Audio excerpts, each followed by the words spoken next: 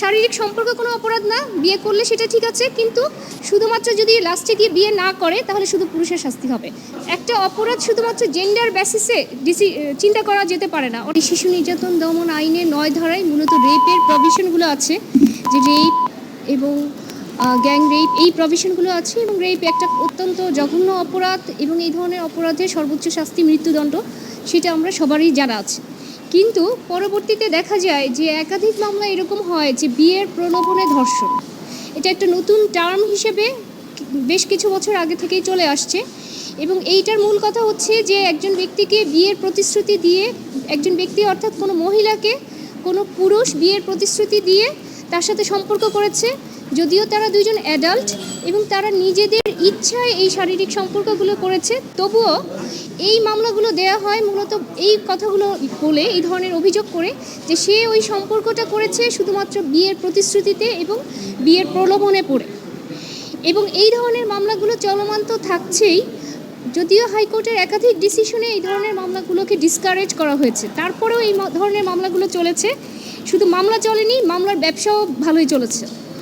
এবং পরবর্তীতে 2025 সালে এসে এই মামলাগুলোর জন্য আরও সুন্দর একটা সুযোগ করে দেন, 9 খকে ইনসার্ট করে, এবং সেখানে আগের ডেফিনেশনে কিন্তু শুধু ছিল রেপ, যে একজন নারীর ইচ্ছার বিরুদ্ধে যদি তার সাথে সম্পর্ক করে সেটা রেপ, অথবা তাকে ভয়ভীতি দেখিয়ে অথবা প্রতারণার মাধ্যমে। 9 খয়ে এসে সুন্দরভাবে সুযোগ করে দেয়, একদম স্পষ্ট ভাষায় বলে দেয় যে কোনো নারীকে তার কোনো আস্থাভাজন যদি বিয়ের সম্পর্ক দেখিয়ে, বিয়ের প্রলোভন দেখিয়ে যে তাকে বিয়ে করবে এই ধরনের প্রতিশ্রুতি দিয়ে কোনো ধরনের সম্পর্ক করে, তাহলে সেটি শাস্তিযোগ্য অপরাধ হিসেবে বিবেচিত হবে, এবং সর্বোচ্চ শাস্তি 7 বছর রেখে আইনটি পাশ করা হয়। 25 সালে এসে আমরা এই প্রভিশনটাকে প্রথমে চ্যালেঞ্জ করি, এবং পরবর্তীতে দেখা যায় যে 26 সালের নতুন যে সংশোধনী আসে পার্লামেন্টে, সেখানে এই যদিও 25 সালের আইনটাকে রিপিল করে, কিন্তু এই ধারাটাকে সুন্দরভাবে একই কন্টেন্টে একইভাবে রেখে 26 সালের যে অ্যামেন্ডমেন্ট অ্যাক্ট নারী শিশু নির্যাতন দমন আইনটা, সেটা সেই 26 সালের আইনটাতেও এসে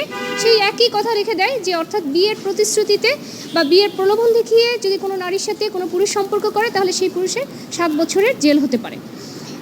এখন আমরা সেই সাপ্লিমেন্টারি রুলে সেই বিষয়গুলোকে আনি, এবং কোর্টের এই আমাদের সাবমিশন ছিল যে এই যে বিয়ের আমাদের রুল নেওয়ার সময় সাবমিশন ছিল এই যে বিয়ের প্রলোভনে ধর্ষণ বা বিয়ের প্রলোভনে সম্পর্ক, এগুলি তো কোনো আসলে আন্ডার 18 কারোর সাথে হচ্ছে এই বিষয়গুলোকে আমরা আনছি না। কিন্তু যখনই 18+ হচ্ছে, অর্থাৎ একজন নারী যখন নিজেই প্রাপ্তবয়স্ক, তো দুইজন প্রাপ্তবয়স্ক ব্যক্তির সম্পর্কের কারণে শুধুমাত্র একজনকে অর্থাৎ পুরুষকে দায়ী করে এই ধরনের ক্রিমিনালাইজিং করা এবং তাকে শাস্তি দেওয়া, এটা কোনোভাবেই কনস্টিটিউশনাল না, এটা একটা সংবিধান বিরোধী।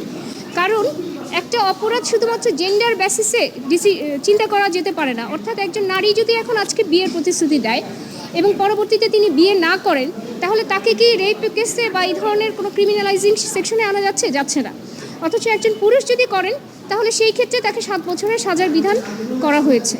শুধু তাই নয়, এই আইনটার এত অ্যাবিউজ হয়েছে যে দেখা যাচ্ছে যে অলরেডি ম্যারিড মহিলা, হয়তোবা তার 2-3টা বাচ্চাও আছে, তারাও এসে বিয়ের প্রলোভনে ধর্ষণ মামলা করছে এই কথা বলে যে তাকে বিয়ের প্রতিশ্রুতি দেওয়া হচ্ছিল। যে অলরেডি ম্যারিড সেও এসে এই ধরনের মামলাগুলো করে, অথচ সে যে একটা ম্যারিটাল রিলেশনশিপে থেকে এই ধরনের সম্পর্ক করলো সেটার কোনো শাস্তি নাই।